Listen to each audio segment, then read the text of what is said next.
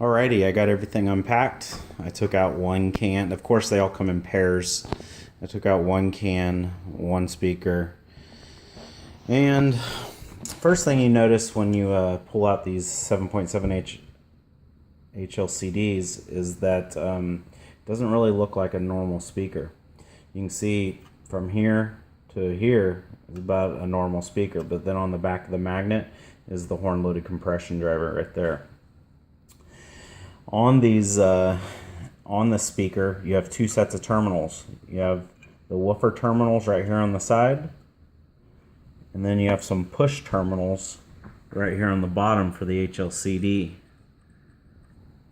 Also, with each speaker comes a crossover board, and there are 3 pairs of wires coming off this. If you actually look on the crossover board itself, you will see that the crossover boards are labeled. That is a T plus and T minus, so this is going to be going to the black and yellow pair will be going to the tweeter, which is also the HLCD, right here in these push terminals on the bottom. On top of it, again, it's labeled. You can see it's labeled with N plus, N minus, and then on the sides over here is a W plus, and W minus stands for woofer.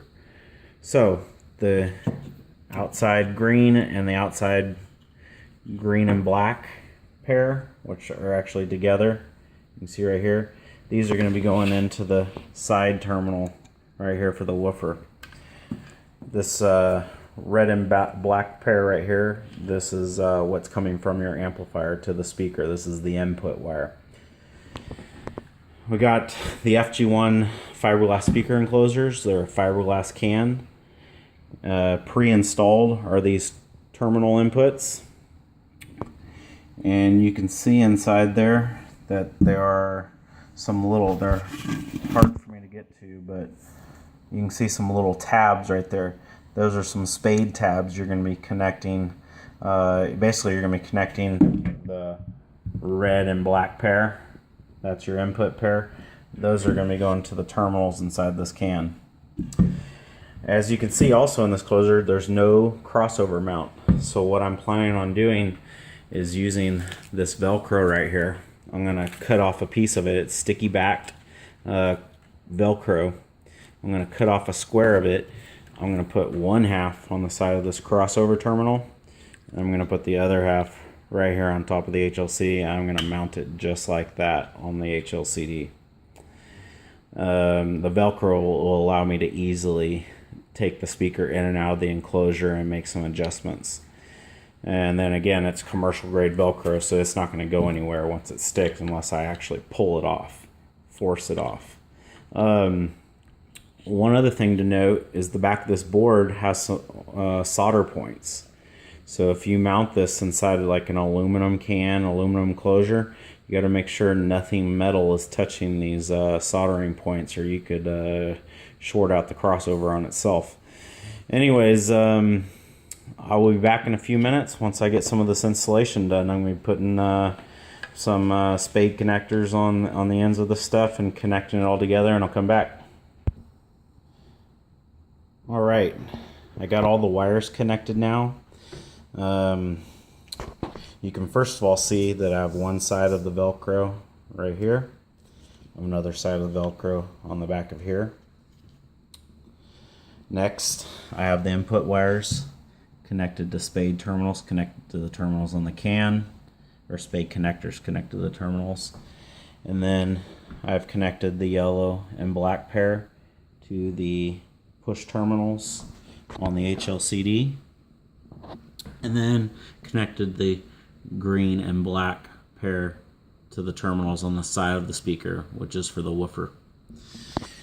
I am going to go ahead and show you how I'm going to put this on, and that is sturdy. It's not going anywhere now. And probably the next most important part would be the screws for the speaker grill. I wanted to show you with these number 6 grills, or number 6 screws. Remember, use number 6 because these little holes right here, if you go with a number 8, it'll crack the grills. You have to use a number 6. Anyways, I'm going to go ahead and install the speaker and the grills in the enclosure, and I'll be back in a sec. Alright, I finished the installation of the speaker. You can see that it looks pretty darn good. I did use a cloth to wipe it all down again to make it nice and shiny. But there is one down. Technically, if I wasn't filming, probably would have taken me no more than 10 minutes to do a speaker. Probably could do it in 5. I have 3 more to go. Anyways, again, this is the Krypt 7.7 HLCD. I highly recommend either